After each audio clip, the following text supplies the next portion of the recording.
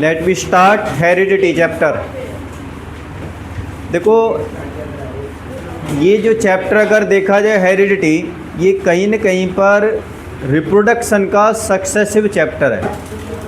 वैसे पहले हमें रिप्रोडक्शन कराना चाहिए था, लेकिन ऐसा नहीं है कि रिप्रोडक्शन नहीं कराया तो ये चैप्टर समझ में नहीं आया, फिर भी आ जाएगा। मतलब मान के चलो कि इसमें अगर हम पुरानी बुक के हिसाब से देखें ना तो 25% चैप्टर है ये। और जैसे कि मैंने तुम्हें पहले भी ये चीज़ें बताई थी कि हेरिडिटी एक ऐसा चैप्टर है जहाँ पर अगर आप समझोगे तो पहली बार में ही समझ में आ जाएगा। ये बहुत इंटरेस्टिंग चैप्टर है ये। और अगर आप नहीं समझोगे तो आपके ऊपर से गुजरता जाएगा कि क्या हो रहा है क्या नहीं हो रहा है, कुछ भी समझ में नहीं आएगा। इसमें कुछ टर्म ऐसे हैं जहाँ पर आपको चीज़ें याद रखनी पड़ेंगी इसके अंदर कि किस तरह से वर्क करती हैं। अब जैसे कि रिप्रोडक्शन का मतलब क्या था? रिप्रोडक्शन मतलब रिप्रोड्यूस करना। किसको रिप्रोड्यूस करना? एक इंडिविजुअल रिप्रोड्यूस करना। किससे? एग्जिस्टिंग इंडिविजुअल से। समझ रहे हो? तो रिप्रोडक्शन का मतलब क्या होता है कि production of a new individual from the existing individual of their own kinds. अपने ही तरह का एक इंडिविजुअल प्रोड्यूस करना रिप्रोडक्शन के अंदर आता है। अब जब भी रिप्रोडक्शन होता है तो ऑब्वियसली क्या चीज़ ट्रांसफ़र होती है? हमारे पेरेंट से या किसी फ्लावर्स प्लांट से एक नया प्लांट बनाया जाता है, तो कौन सी चीज़ ऐसी है जो सारी चीज़ें उसके अंदर सब कुछ आ जाता है? वो कौन सा होता है? एक पार्ट होता है जो सेल के अंदर होता है। सेल के अंदर ही क्या होता है? एक हेरिडिटी कैरेक्टर होता है। हेरिडिटी कैरेक्टर वाले टर्म का नाम क्या है? डीएनए। जिसे क्रोमोसोम कहते हैं। क्रोमोसोम से किसका बना? क्रोमोसोम किसका बना होता है? डीएनए का। और डीएनए किसका बना होता है? जीन्स का। क्या होता है? जीन्स। और जीन्स क्या करता है? स्पेसिफिक प्रोटीन से रिलीज करता है। उसी प्रोटीन से क्या बनते हैं? अलग अलग टाइप के ऑर्गेन्स बनते हैं। यानी हार्मोन बनेंगे उससे, मतलब एंजाइम्स बनेगा और एंजाइम से हार्मोन बनेंगे और उसी हार्मोन से बॉडी के सारे पार्ट बन जाते हैं। ठीक है ना? तो जो हमें पेरेंट से आने वाली जनरेशन के अंदर जो करैक्टर ट्रांसफ़र होते हैं, उसी करैक्टर ट्रांसफरिंग को हम क्या कहते हैं? एक टर्म यूज करते हैं, इसे क्या कहेंगे हम?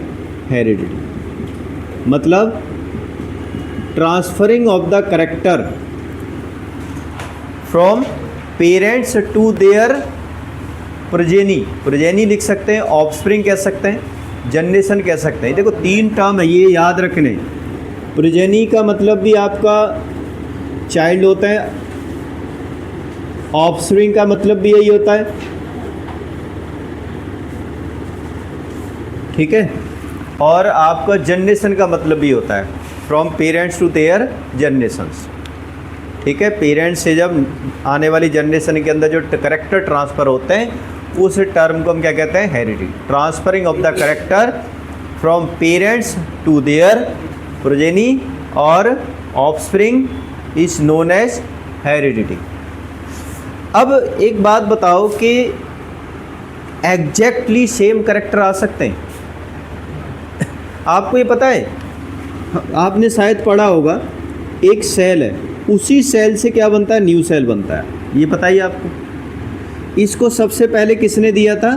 वर्चॉब ने दिया था। उसने बोला था कि नया सेल जो बनता है वो प्री एग्जिस्टिंग सेल से बनता है। लेकिन ऐसी कौन सी चीज़ है जो प्री एग्जिस्टिंग सेल से थ्रू बनती है? ये किसके थ्रू होता है? सेल डिवीजन के थ्रू। सेल डिवीजन किसके थ्रू होता है? आपका पता ही होगा। 2 टाइप का होता है। एक क्या होता है? माइटोसिस, और एक क्या होता है आपका? मियोसिस। 2 तरह का सेल डिवीजन होता है, एक माइटोसिस होता है, एक मियोसिस होता है। अब ध्यान से समझना ये चीज़ है। माइटोसिस का मतलब क्या है कि आपका ये जो नया सेल बना है ना, ये इसकी कार्बन कॉपी होती है। कार्बन कॉपी का मतलब क्या होगा? एग्जैक्टली जो इसके अंदर सेल्स होते हैं, इसके अंदर जो फीचर्स होंगे, इसके अंदर नंबर ऑफ क्रोमोसोम होंगे, वही एग्जैक्टली सेम टू सेम इसके अंदर होंगे। जैसे मान लो आप एक ओरिजिनल कॉपी लेके गए और फोटोस्टेट आपके ने करा दी उसकी, तो वो नई जो कॉपी बनी है वो नया सेल बन गया एक तरह से। क्या एग्जैक्टली सेम होगी वो? कभी किसी जनरेशन में जाकर के अल्टर नहीं हो सकती? बिल्कुल हो सकती है। आप एक बात देखो, एक कोई ओरिजिनल कॉपी लेके गए, उसकी एक फ़ोटोकॉपी कराई, उस फोटोकॉपी की भी एक और फोटोकॉपी कराई, फिर उसी जो हुई है उसकी फ़ोटोकॉपी की एक फ़ोटोकॉपी कराई, करोड़ों तक फ़ोटोकॉपी लेके चले गए, कोई ना कोई अक्षर बीच में क्या हो जाएगा? मिट जाएगा। क्योंकि हल्की कोई अक्षर तो कम पड़ेगा, वो आपको नया लिखना पड़ेगा कि यहाँ पे शायद ये हो सकता है। समझ रहे हो?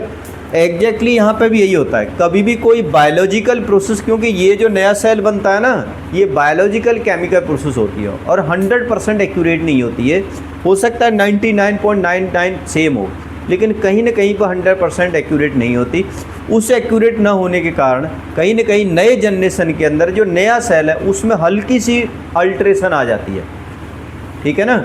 और जो अल्ट्रेशन आती है, जो माइटोसिस के थ्रू जो आती है, उसमें बहुत कम अल्ट्रेशन आएगी, लेकिन मियोसिस के थ्रू जो आती है, जो सेल बनेंगे, उसमें अल्ट्रेशन ज़्यादा आती है। अब फ़र्क क्या है कि इसी अल्ट्रेशन को एक नाम देते हैं, क्या कहते हैं हम? वेरिएशन। क्या कहेंगे इसे? वेरिएशन। वेरिएशन का मतलब क्या होगा? Change in the features from parents to their offspring या to their progeny is called variation. अब वेरिएशन मतलब जैसे हम एग्जैक्टली सेम अपने पेरेंट जैसे थोड़े, बहुत सारे फीचर्स हमारे अंदर अलग अलग हैं। न मदर से फीचर्स मिलते हैं, कुछ मिल जाते हैं, लेकिन ज़रूरत 100% मिलेंगे, ठीक है ना। लेकिन आपने कई बार देखा होगा, अगर एक प्लांट को, जैसे मान लो आपने कोई जो घर के अंदर रोज़ प्लांट लिया, उस रोज़ प्लांट की एक टहनी को काटा, या मनी प्लांट लिया, मनी प्लांट के एक स्टेम को काटा, दूसरी जगह पर गाड़ दिया और उससे दूसरा मनी प्लांट बन गया। आप देखोगे ना, दोनों मनी प्लांट बिल्कुल सेम होंगे। जो पहले वाले मनी प्लांट की पत्तियां जितनी बड़ी थी, उतनी ही पत्तियां दूसरे वाले मनी प्लांट की आएंगी। तो दोनों में फ़र्क हो गया। हम जो पैदा हो रहे हैं, हमारे जो पैदा होने के अंदर जो वेरिएशन आ रही है, फीचर्स चेंज हो रहे हैं, बहुत ज़्यादा अलग अलग आ रहे हैं। लेकिन जो हमने एक प्लांट के एक स्टेम को काट के दूसरी जगह लगा दिया था, उसके अंदर बहुत फीचर्स क्या आ रहा है, बहुत ही क्या हो रहा है, कम आ रहा है, मतलब बहुत ज़्यादा मिल रहा है। तो जिसमें वेरिएशन बहुत कम आती है वो माइटोसिस होती है, जिसमें वेरिएशन बहुत ज़्यादा आती है वो मियोसिस के थ्रू सेल प्रोड्यूस होते हैं। वो कैसे होंगे, वो सब कुछ आपको नहीं पढ़ना, बस सिर्फ यहाँ पे वेरिएशन और हेरिडिटी के बारे में पढ़ना है। अब देखो, वेरिएशन आपको पता चलेगा, वेरिएशन क्या होता है? चेंज इन द फीचर्स, ठीक है। Generation to generation is known as variation. अब वेरिएशन होना ज़रूरी क्यों है भाई? क्यों ज़रूरी है वेरिएशन होना? देखो, आप समझो कि हज़ारों साल से इन्वायरमेंट अर्थ का क्या सेम रहा है, चेंजिंग होता रहा है। जो एडेप्टेशन यहाँ पर है वो क्या हज़ारों साल पहले थी? मैं एक एग्जांपल देता हूँ आपको इस चीज़ का। आज से करीब करीब millions of year ago there are the bacteria. और बैक्टीरिया कहाँ पर थे? आपको पता है, हमारी जो अर्थ थी पहले फ्रोजन आइस थी, पूरी तरह से बिल्कुल बर्फ़ की तरह जमी हुई थी। कई हज़ार साल पहले हुआ क्या, उसमें बैक्टीरिया जमे हुए थे, किसके अंदर? आइस के अंदर। अब क्या हुआ, किसी कारणवश ग्लोबल वार्मिंग हुई, वोल्केनो हुए या जो भी हुआ, वह ग्लोबल वार्मिंग हुई, उससे आइस मेल्ट हो गई। आइस मेल्ट होने का फ़र्क क्या पड़ा कि जितने भी बैक्टीरिया थे जो आइस के अंदर दबे हुए थे, उनको अब टेम्परेचर ज़्यादा मिलना शुरू हो गया। अब जब टेम्परेचर ज़्यादा हो गया तो बैक्टीरिया मरना शुरू हो गए, क्योंकि वो उतने टेम्परेचर में सर्वाइव नहीं कर सकते थे, क्योंकि उनके लिए तो एक तरह से क्लाइमेट क्या हो गया, चेंज हो गया। अब जब उनका सर्वाइव करना मुश्किल हो गया तो ये तो बड़ी मुश्किल हो गई उनके लिए। कई जनरेशन तक इस तरह से वो स्ट्रगल करते रहे और मरते रहे, स्ट्रगल करते रहे, मरते रहे। क्या हुआ, उनके अंदर इन्वायरमेंटल ने मतलब एक तरह से क्या किया, ट्रिगर किया उनके डीएनए के अंदर, उनके जेनेटिक मटेरियल के अंदर, कि कुछ हल्की सी चेंजिंग आ गई कई जनरेशन के बाद। और उस चेंजिंग में ऐसा हुआ कि उनके ऊपर एक सेल वॉल डेवलप हो गई। अब वो सेल वॉल ऐसी डेवलप हो गई कि वो कहीं पे भी बैक्टीरिया जाए, चाहे वो किसी भी सॉल्यूशन के अंदर, चाहे हाइपरटोनिक, हाइपोटोनिक, आइसोटोनिक, जिस मर्जी सॉल्यूशन के अंदर जाए, ठंडा हो गर्म हो, उस बैक्टीरिया को मरने से बचाती थी। वो क्या हुआ आपका, वो वेरिएशन थी। सोचो अगर वेरिएशन नहीं होती तो आज बैक्टीरिया ख़त्म ही थे, कुछ नहीं होता। समझ रहे हो? तो किसी भी स्पीसीज़ को अगर चेंजिंग इन्वायरमेंट में सरवाइव करना है तो उसके लिए वेरिएशन होना बहुत ज़रूरी है। ठीक है, किसी भी कारणवश किसी गिवन रीजन का टेम्परेचर चेंज होता है, क्लाइमेट चेंज होता है, तो वहाँ पर उस स्पीसीज़ की वेरिएशन होना बहुत ही ज़्यादा ज़रूरी है। अब वेरिएशन को कंट्रोल कौन करता है? एक और चीज़ देखो हमारा इन्वायरमेंट भी ना एक बहुत ज़बरदस्त मतलब साइंटिस्ट है, बहुत बड़ा, इससे बड़ा कोई साइंटिस्ट है ही नहीं। वो क्या करता है कि भाई डीएनए के अंदर चेंजिंग आ गई और उससे नया फीचर्स बन गया। अब जो नया फीचर्स बना है वो सेलेक्ट कौन करेगा? नेचर सेलेक्ट करेगा। नेचर कैसे सेलेक्ट करेगा? अगर वो फीचर्स डेवलप हुआ है, वो फेवरेबल हो गया, तो वो जनरेशन टू जनरेशन क्या होता जाएगा? बढ़ता जाएगा। और बढ़ता जाएगा तो उसकी संख्या, उसकी जनसंख्या क्या हो जाएगी? बहुत सारी हो जाएगी। लेकिन जो फीचर्स डेवलप हुआ है वो अगर बाई चांस इन्वायरमेंट के सूटेबल नहीं हुआ तो वो स्पीशीज जो इन्वायरमेंट के सूटेबल नहीं है वो मर जाएगी बेटा। अभी बहुत पहले, पीछे 3-4 साल पहले, 2-3 साल पहले जो कोरोना आया था वो क्या था? आप मानते हो कोरोना शुरू में जो अलग अलग वो जो लहर आई थी वो पहले शुरू की लहर थी? नहीं, वो एक तरह से वेरिएशन के थ्रू हुआ था। वेरिएशन कैसे हुआ था? मान के चलो कि जो शुरू में जो कोरोना आया था वो बहुत सिंपल डीएनए था, बहुत ही सिंपल, और पहली वाली लहर से कोई फ़र्क नहीं पड़ा।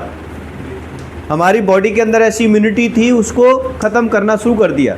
लेकिन सोचो जैसे जैसे इतनी सारी जनसंख्या के अंदर पहुंच गया तो उसकी रिप्रोडक्शन कई सारे लाखों, क्या हज़ारों अरबों टाइम्स होती गई, कई सारी चीज़ें होती गई। तो एक फाइनल स्टेज पे जाके उसकी एक प्रोटीन बनी। उस प्रोटीन ऐसी बन गई कि वो हमारी इम्यूनिटी सिस्टम से ही लड़ना शुरू कर दिया उसने। दूसरी लहर आ गई, डेल्टा वाली जो थी, जो वायरस का दूसरा नाम पड़ा था डेल्टा वायरस था वो। और किससे बना था वो पहले वाले वायरस से ही बना था, लेकिन किसके थ्रू बना था? वो वेरिएशन के थ्रू बना था। समझ रहे हो सकता है डेल्टा से पहले भी बहुत सारे बने हों, लेकिन वो सरवाइव नहीं कर पाए क्योंकि हमारा इम्यूनिटी सिस्टम ने मार दिया उनको।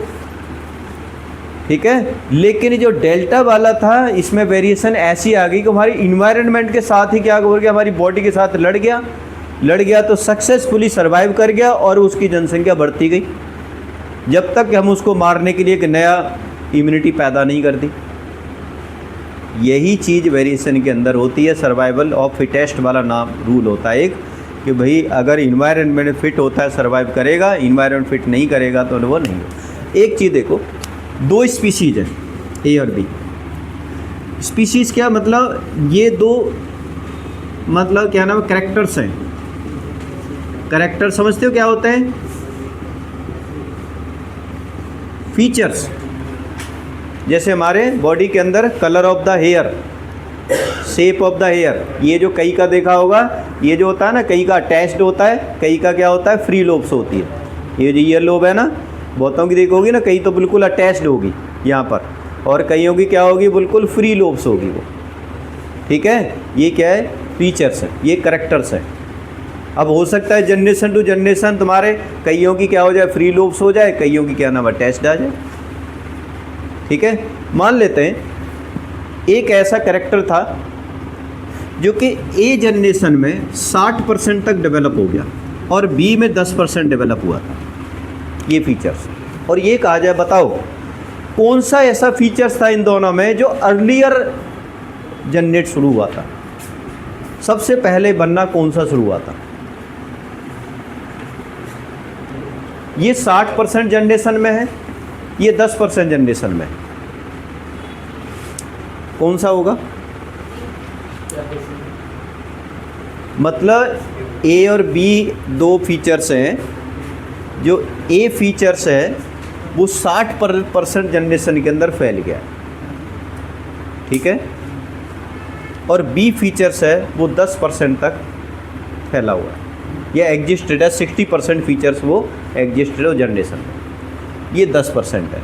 तो कौन सा मतलब फीचर्स है, करेक्टर है जो अर्लियर जनरेट हुआ था, ए वाला या बी वाला? हैं? ऑब्वियसली ये वाला होगा भी।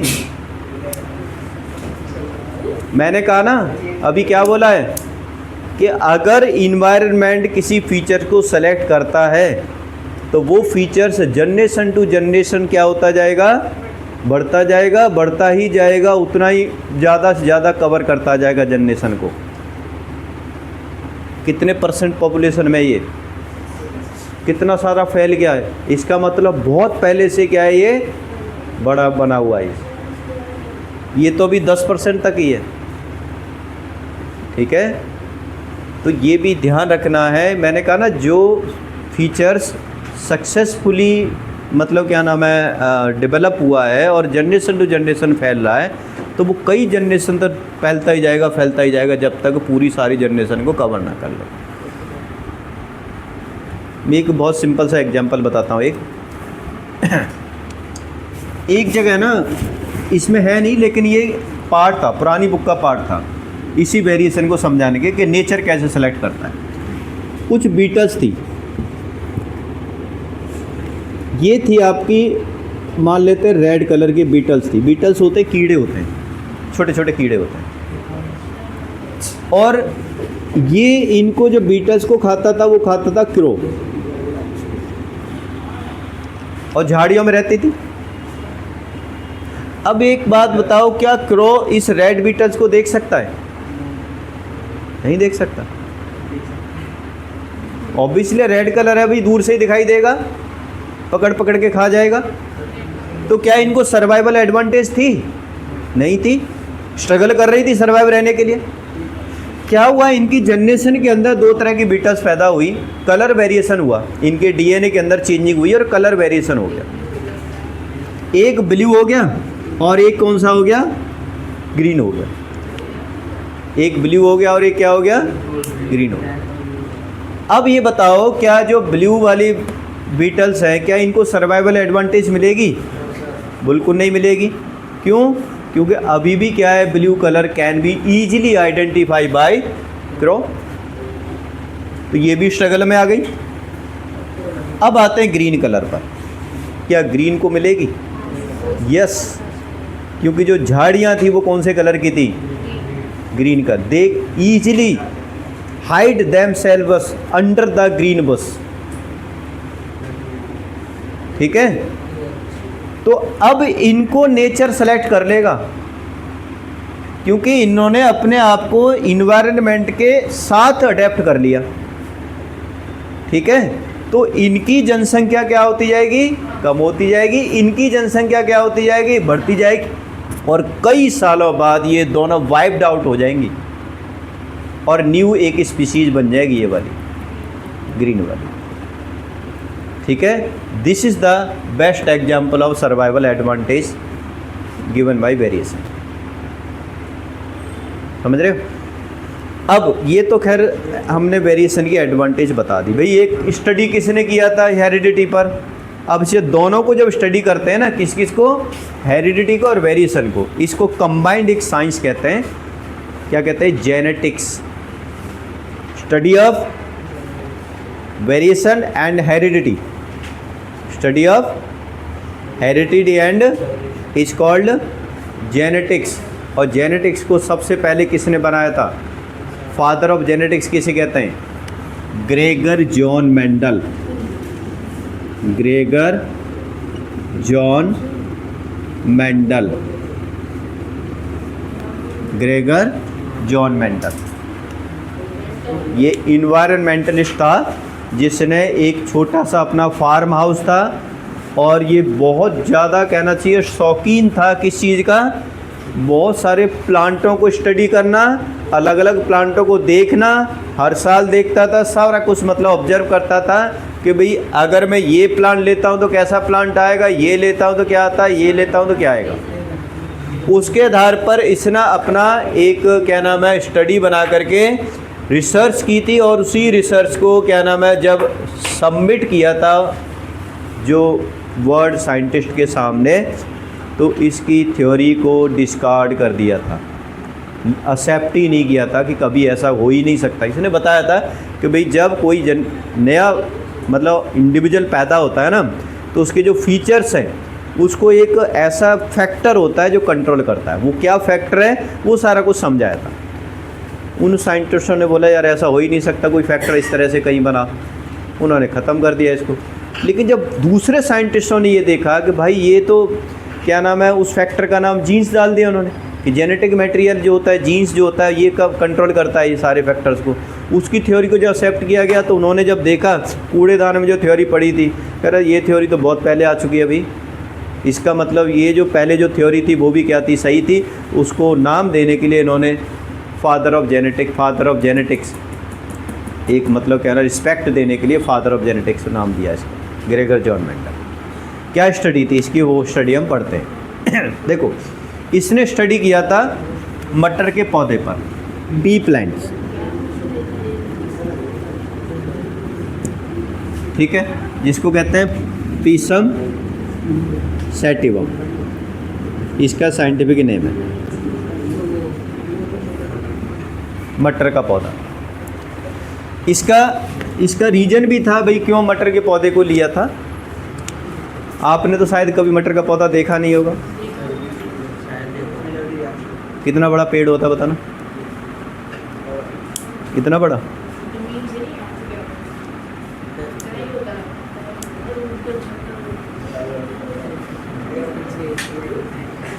कैसे फ्लावर होते हैं उसके? सर वो होते हैं ना, तो मटर के दानों में छिलके कहेंगे रेड भी होते हैं, ब्लू भी होते हैं, ग्रीन भी होते हैं, येलो भी होते हैं, वायलेट भी होते हैं,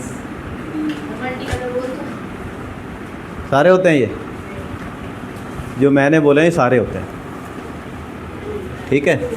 तो आपने समझ लो येलो फ्लावर भी होता है, वायलेट फ्लावर भी होता है, वाइट फ्लावर भी होता है।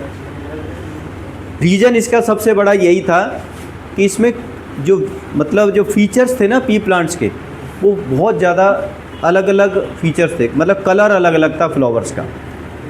एक फीचर से था due to the different colour of the flowers. दूसरा क्या था इसका कि जो प्लांट होता है ना पी प्लांट्स, ये दो टाइप का होता है, छोटा भी होता है बड़ा भी होता है, ठीक है ना, छोटा प्लांट भी होता है और बड़ा प्लांट भी होता है, समझ रहे हो। तो मतलब दूसरा फीचर क्या था, लेंथ ऑफ द प्लांट्स। तीसरा फीचर क्या था, आपने देखा होगा कि जो पी होता है ना, मटर सीड होता है, पी सीड होता है, वो दो तरह का होता है। आपने एक तो बिल्कुल राउंड देखा होगा ऐसे, ये क्या होता है पिचका सा देखा होगा ऐसे, इस तरीके से, ठीक है ना। तो इसको कहता है राउंड सीड, इसको कहता है रिंकल्ड सीड, जैसे झुर्रियाँ पड़ गई हो पी के अंदर, ठीक है। तो ये टाइप का सीड हो गया। एक और चीज़ होता है फीचर इसके अंदर इसी सीड का, एक होता है ग्रीन, ये जो सी होता है ना ये होता है ग्रीन कलर का, और एक होता है येलो कलर का सीड भी होता है, ठीक है। मतलब आपका हरी मटर का पौधा, हरी मटर भी होता है सूख जाता है, और ये तुम्हारा येलो मटर, येलो भी देखा होगा आपने, बिल्कुल समझ रहे हो, जो छोले बनते हैं ना कुलचे वाले, उसमें तुम्हारा येलो मटर होती है। और दूसरे जो होते हैं आपने देखा होगा ना जो भुनी मटर, जो क्या नाम है, कई बार जो पैकेट वाली मटर आती है, ठीक है, उसमें देखा होगा आपने ग्रीन कलर की मटर निकलती है, समझ रहे हो। तो ये कलर अलग अलग होते हैं। और एक और फीचर्स था, ध्यान रखना, कई बार आता है why do the P plant was chosen by the Gregor John Mendel for his experiment. जो मैं फीचर्स बता रहा हूँ ये लिखने हैं आपको, ठीक है, कि variation the colour, different length of the plants, different shape of the seed, और डिफरेंट कलर ऑफ द, और एक और था मैच्योरिटी पीरियड इज शॉर्ट। इसका मैच्योरिटी पीरियड, जो पी प्लांट का मैच्योरिटी पीरियड भी ज़्यादा नहीं था, बहुत शॉर्ट था। शॉर्ट का मतलब क्या है, ये जल्दी मैच्योर हो जाता था, 2-2.5 महीने के अंदर पूरा प्लांट तैयार, ठीक है, मतलब फसल तैयार 2.5 महीने के अंदर, मतलब करीब 80-90 डेज में। तो इन्हीं के कारण इसको क्या किया था, चूज़ किया किसने, ग्रेगर जॉन मेंडल। अब हम हैं इसके एक्सपेरिमेंट पर। अब एक्सपेरिमेंट करने से पहले मैं एक पहले से ये इसकी प्रेडिक्शन बता देता हूँ कि इसने क्या किया था, उसके बाद हम एक्सपेरिमेंट करेंगे, क्योंकि उसके थ्रू ही पता चलेगा आपको क्या है। देखो इसने ये बोला था कि भाई जी किसी भी करेक्टर को कंट्रोल करने के लिए, किसी भी करेक्टर को कंट्रोल करने के लिए they are the two factors are responsible. अब उस फैक्टर, इसने बोला था फैक्टर रिस्पॉन्सिबल है, और बाद में इस फैक्टर का नाम क्या बना, जेनेटिक मैटेरियल। दो जीन्स रिस्पॉन्सिबल होते हैं, ठीक है ना। इसने अपनी थ्योरी में फैक्टर लिखा था उस चीज़ को, उस फैक्टर का नाम बाद में क्या पड़ा, जीन, जो स्टारलिंग ने क्या किया था, डिस्कवर किया था जीन्स को, ठीक है। इसने बोला था कि भाई किसी भी करेक्टर को अगर बनना है तो उसके लिए दो जीन्स होंगे, दो पेयर ऑफ जीन्स होंगे, समझ रहे हो। मतलब क्या है कि अगर हमें हेयर भी बनाने, कलर ऑफ द हेयर, तो कलर ऑफ द हेयर बनाने के लिए भी कितने जेनेटिक मटेरियल होंगे, दो। हमारी बॉडी के अंदर जितने भी ऑर्गन्स बने हुए हैं, जितने भी, उन जेनेटिक मटेरियल को बनाने के लिए हमेशा जीन्स, पेयर ऑफ जीन्स होता है, समझ रहे हो। कभी भी सिंगल जीन्स, जैसे लेंथ ऑफ द प्लांट भी अगर बनानी है तो उसमें भी कितने होंगे, दो जेनेटिक मटेरियल होंगे, ठीक है। एक तो ये था इसमें। दूसरा क्या था कि जब भी कभी रिप्रोडक्शन होती है ना, जेनेटिक मटेरियल बनते हैं, जेमेट्स बनते हैं, तो जेमेट्स हमेशा सेपरेट होते हैं। आपने पता है ना, जेनेटिक मैट जब बनता है, स्पर्म और ओवा सेल बनता है ना, तो उसमें आधे नंबर ऑफ क्रोमोसोम हो जाते हैं। बॉडी के अंदर कितने होते हैं, 46 होते हैं ना, लेकिन स्पर्म सेल के अंदर कितने होंगे, 23 होंगे, ठीक है। अब एक और बात देखो, मैं मान लेता हूँ, एक दो तीन चीज़ें ध्यान दो। जैसे पता है दो जेनेटिक मटेरियल होंगे, दो जीन्स होंगे। अब इस जीन्स को रिप्रेजेंट करने का भी तरीका है। पेयर में हमेशा अल्फ़ाबेट से इन जीन्स को रिप्रेजेंट करते हैं, अल्फ़ाबेट। अब अल्फ़ाबेट कौन सा होता है, या तो ए हो सकता है, या बी हो सकता है, या टी हो सकता है, कुछ भी हो सकता है। मतलब अब दो अल्फ़ाबेट के हिसाब से होता है, एक होता है कैपिटल अल्फ़ाबेट, ठीक है ना, और ये दूसरा कौन सा होगा, स्मॉल अल्फ़ाबेट।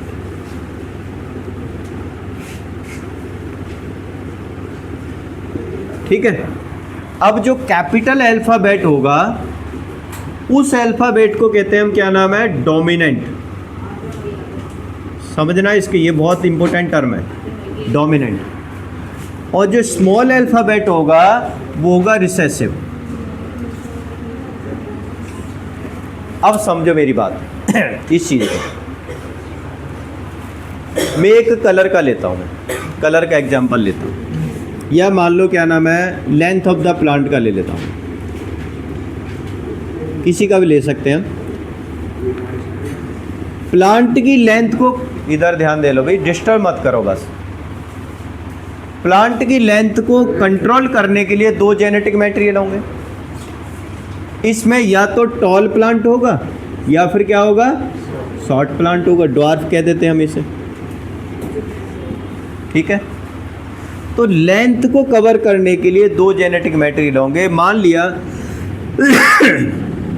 मैंने कैपिटल टी लिख दिया, एक स्मॉल टी लिख दिया,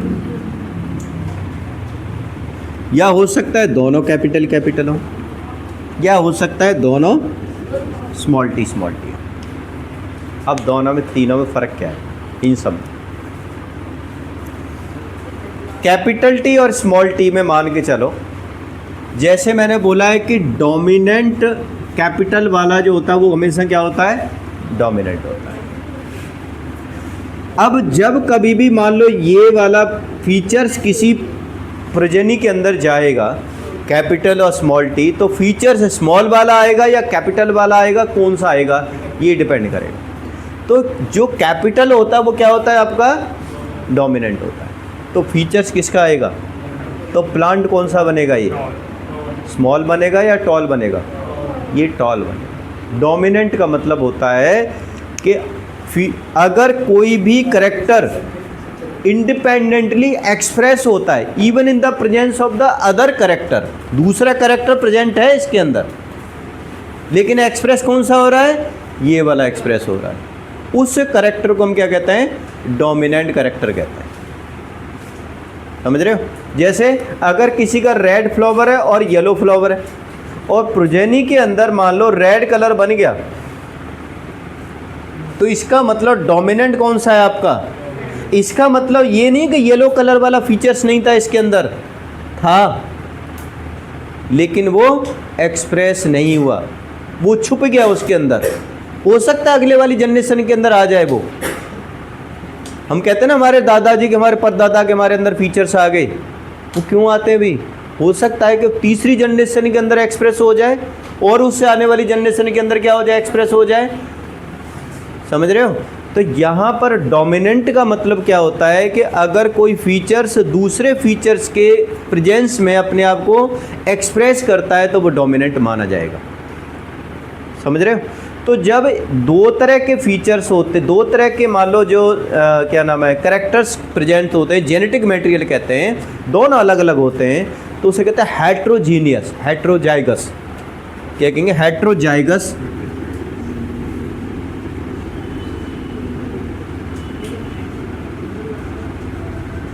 करेक्टर। और जब दोनों में सेम सेम होते हैं तो होमोजाइगस करेक्टर होता है। क्या होते हैं उसे? होमोजाइगस। एक बात तो ये हो गई। अब एक बात बताओ, इस वाले में क्या कोई दूसरे वाला प्रेजेंट है?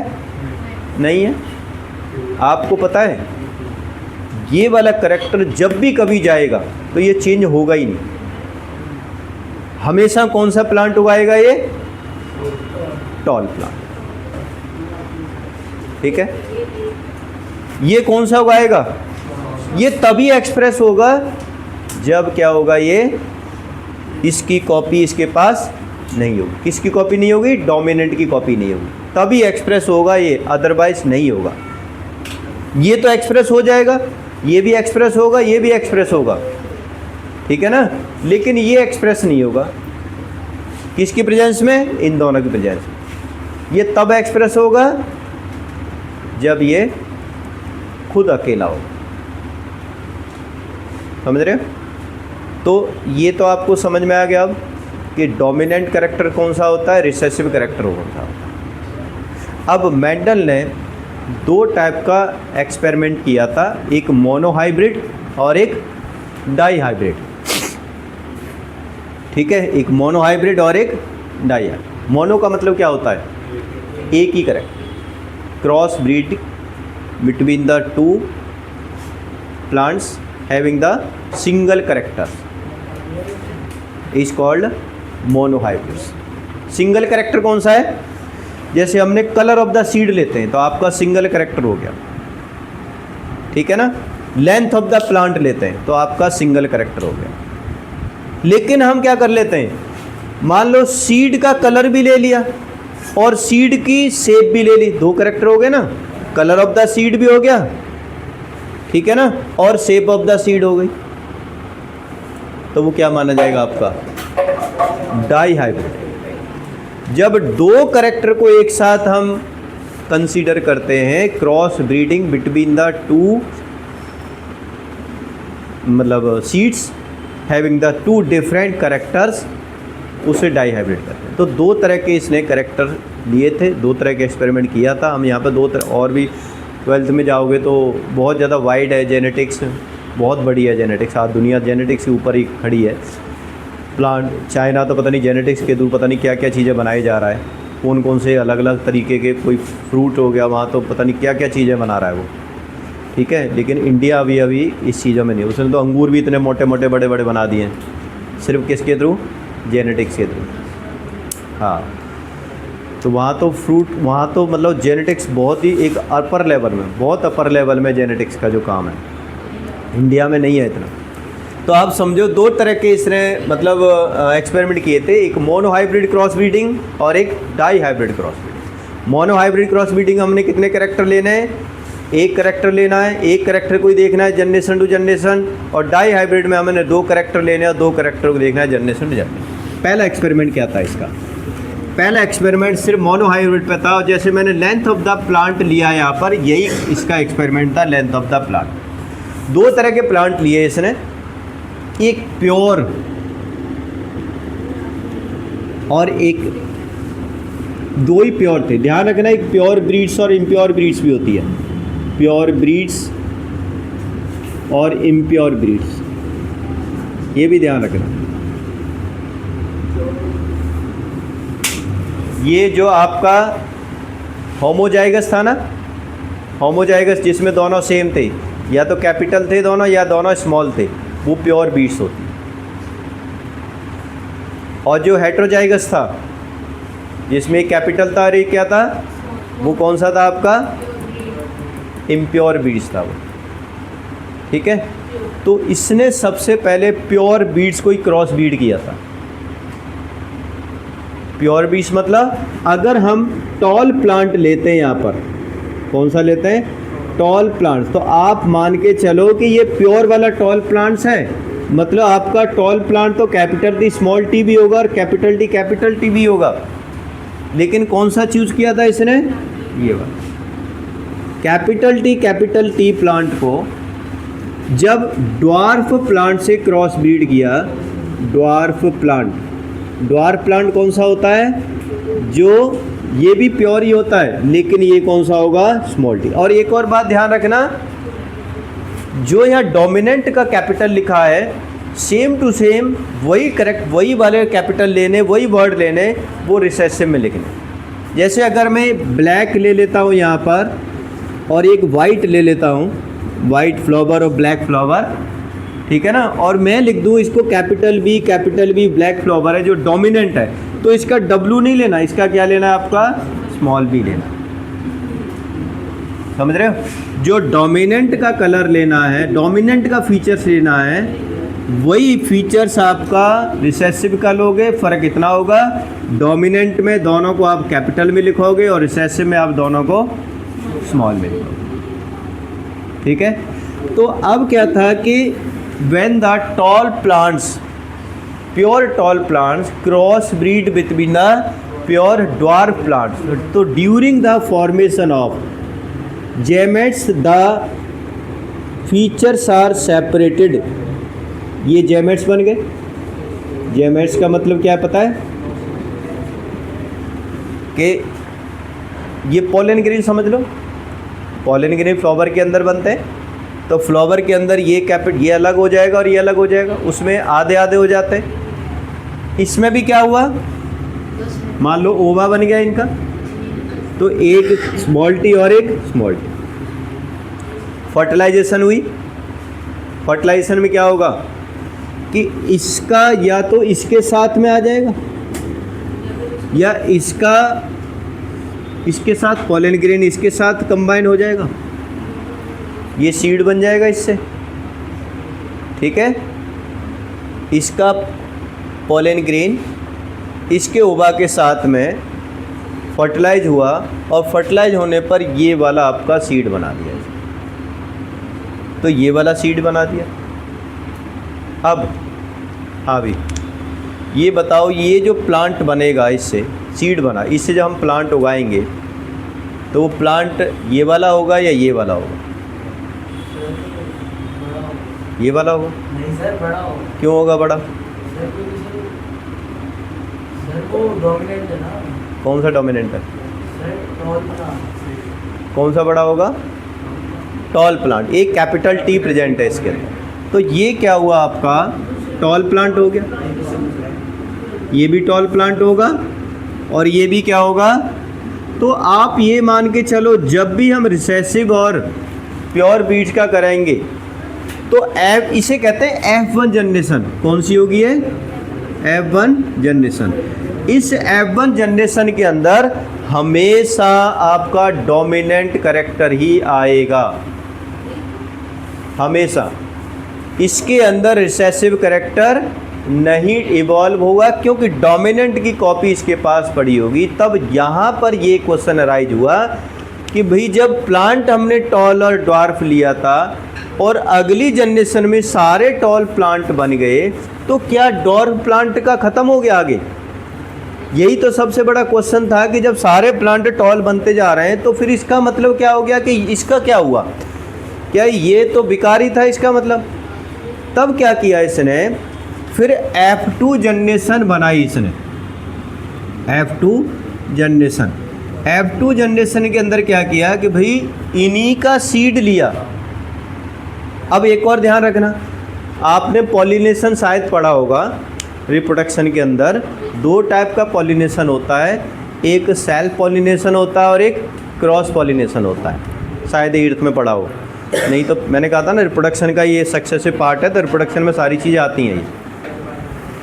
तो सेल्फ पॉलिनेशन क्या होता है कि मान लो एक फ्लावर बना, जैसे ये एक प्लांट है, इसके अंदर ये फ्लावर है, ये फ्लावर है, ये फ्लावर है, और इसी के पॉलन ग्रेन को इसी के ऊपर डाल दो, या उसी फ्लावर का जो पॉलन ग्रेन था वो उसी फ्लावर के स्टिग्मा के ऊपर गिर गया, तो यहाँ पर भी फर्टिलाइजेशन हो गई, यहाँ पर भी सेम फ्लावर ही इन्वॉल्व हुआ, कोई और फ्लावर तो नहीं हुआ। तो ये आपका सेल्फ पॉलिनेशन होता है, समझ रहे हो। और क्रॉस पॉलिनेशन क्या होता है कि जैसे कोई दूसरा प्लांट था और कोई मान लो जैसे इंसेक्ट आया, उस इंसेक्ट ने यहाँ से पॉलन ग्रेन को उठाया और उठा करके वो यहाँ पर आ गया, और यहाँ पर इसका पॉलन ग्रेन इस जगह पर गिर दिया उसने, यहाँ पर ओवा मिल गया, ओवा मिलने से नया सीड बन गया उसे, क्योंकि ये सेम फ्लावर नहीं है, दो डिफरेंट फ्लावर हैं, ठीक है ना। तो ये माना जाता है आपका क्रॉस पॉलिनेशन। क्या माना जाएगा? तो यहाँ पर जो पॉलिनेशन हो रही है क्रॉस वाली है, क्योंकि एक बड़ा पौधा था और ये क्या था, छोटा पौधा था, तो सेल्फ तो हो ही नहीं सकता उसके अंदर, ठीक है ना। तो यहाँ पर जो पॉलिनेशन थी कौन सी थी, वो ये आपका सेल्फ पॉलिनेशन होगा, क्योंकि सेम प्लांट को हमने उसी फ्लावर के ऊपर डाला हुआ है। तो यहाँ पर हमने कैपिटल टी लेंगे और ये क्या लेंगे, कैपिटल टी स्मॉल टी लेंगे। दोनों सेम प्लांट ले लिया हमने, एक ही प्लांट ले लिया, इसका जेमेट्स बने, फ्लावर बने दो अलग अलग, उस फ्लावर के अंदर ये जेमेट्स बने, कैपिटल टी और स्मॉल टी, ये जेमेट्स बने। अब जब जेमेट्स फर्टिलाइज करेंगे तो पॉसिबिलिटी क्या हो सकती है, ये जो कैपिटल टी इस कैपिटल टी के साथ भी आ सकता है, ये जो कैपिटल टी इस कैपिटल टी के साथ भी आ सकता है, स्मॉल टी के साथ भी आ सकता है। इसकी क्या बनेगी, ये इसके साथ भी आ सकता है, और ये बच गया, ये इसके साथ भी आ सकता है। समझ रहे हो? तो 4 तरह के प्लांट इसके अंदर निकल के आए हैं।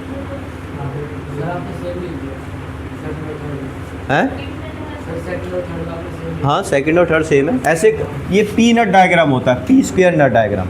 जैसे capital T small T, capital T small T, ये इसके साथ फर्टिलाइज करेगा, ये बन गया, ये इसके साथ करेगा, ये बन गया, ये इसके साथ करेगा, कैपिटल टी स्मॉल टी बन गया, ये इसके साथ करेगा तो क्या बन गया, ये स्क्वायर डायग्राम हो गया, पी नट स्क्वायर डायग्राम। दोनों में से कोई सा भी, ये भी, ये भी। समझ रहे हो? अब यहाँ पर देखो, क्या जो F1 जनरेशन में प्लांट का जो करैक्टर था इवॉल्व नहीं हो रहा था, क्या वो F2 जनरेशन में आया? बताओ। जो F1 जनरेशन में फीचर्स था जो नहीं आया था, क्या वो F2 जनरेशन में हमें देखने को मिला किसी प्लांट के अंदर? मिला? कौन से वाला? ये वाला बन गया ना। यहीं पर उसका दिमाग हिल गया। कैसे? कि भाई ऐसा नहीं है कि ये यहाँ पर फीचर्स नहीं आया था, फीचर्स आया था लेकिन एक्सप्रेस नहीं हुआ। एक्सप्रेस कब हुआ? F2 जनरेशन में। तब हुआ जब इसका कोई करैक्टर नहीं था। तभी तो बोला था इसने कि भाई जो जेनेटिक मटेरियल होते हैं वो सिंगल नहीं होते, वो किस में होते हैं? पेयर में होते हैं। इसी एक्सपेरिमेंट से प्रूव हुआ था कि always the characters are determined by pair of genetic material. अगर एक ही कैरेक्टर होता है इसके पास में तो वो हमेशा एक जैसा ही कैरेक्टर आता, वो छुप जाता, यहाँ पर होता ही नहीं किसी भी हालत में। ठीक है ना? तो इसी एक्सपेरिमेंट से ये भी पता चला था क्या कि जो किसी कैरेक्टर को डिफाइन करने के लिए पेयर ऑफ जेनेटिक मटेरियल होते हैं। इसी एक्सपेरिमेंट से ये भी पता चला था कि डोमिनेंट कैरेक्टर ही क्या करेगा, अपने आप को एक्सप्रेस करेगा। एक डोमिनेंट होगा और एक क्या होगा? रिसेसिव होगा। ठीक है, रिसेसिव तभी एक्सप्रेस होगा जब उसके पास डोमिनेंट कैरेक्टर की कोई कॉपी नहीं हो। ठीक है, तो यहाँ पर एक्सप्रेस हो गया। अब ये तीनों प्लांट कौन से होंगे? टॉल होंगे। और ये प्लांट कौन सा होगा? स्मॉल होगा, शॉर्ट होगा। यानी ड्वार्फ। तो अगर हम दो तरह के आपके यहाँ पर रेशो होती हैं, एक कहते हैं जीनोटाइप रेशो और एक कहता है फिनोटाइप रेशो। फिनोटाइप रेशो का मतलब होता है फिजिकल अपीयरेंस। फिजिकल अपीयरेंस का मतलब क्या होगा कि भाई हमें कैसे दिख रहे हैं प्लांट।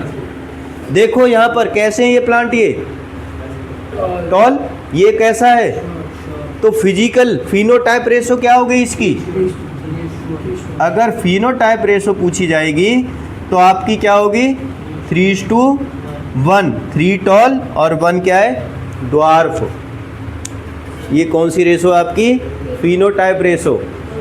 लेकिन अगर आपकी जीनोटाइप रेशो पूछी जाएगी तो जीनोटाइप रेशो का मतलब क्या होगा, जेनेटिकली रिप्रेजेंटेशन जो रेशो होती है उसे जीनोटाइप रेशो कहते हैं हम। जीनोटाइप जो रेशो होगी वो क्या होगी, कैपिटल टी स्मॉल टी और स्मॉल टी ये 1 है, ये 2 है, ये 1 है। तो जीनोटाइप रेशो क्या है आपकी 1:2:1। समझ रहे हो। तो इस तरीके से इसने मोनोहाइब्रिड का एक्सपेरिमेंट किया था, किसके ऊपर, टी प्लांट्स के ऊपर। अब यही एक्सपेरिमेंट आपको किसी के ऊपर भी हो सकता है। ऐसा नहीं है कि मान लो मैंने तो सिर्फ एक सिंपल सा दिया है, मान लेते हैं अगर ये ब्लैक वाला और येलो वाला मान लो फीचर्स है, ठीक है, ब्लैक वाला और येलो वाला, और अगर मैं यहाँ पर मैं ब्लैक मान लो फर डॉग और कौन सा वाइट फर डॉग,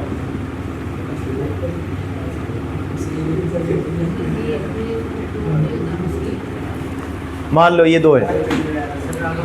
मतलब ये है कि आप 2 तरह के डॉग हैं, एक के जो बाल हैं ऊपर वाले वो कौन से वाले हैं, ब्लैक कलर के, और दूसरे वाले के क्या है, वाइट कलर के। अब आपको पता है इसमें से कौन सा डोमिनेंट और कौन सा फीचर वो हो सकता है। बस शांत हो जाओ, कौन सा होगा, हमेशा ब्लैक कलर डोमिनेंट होता है। वाइट वैसे भी ब्लैक के अंदर मिलाओगे तो वाइट ब्लैक ही बनेगा। वाइट तो वैसे भी एक्सप्रेस नहीं होता, कोई भी कलर डाल दो, ठीक है ना।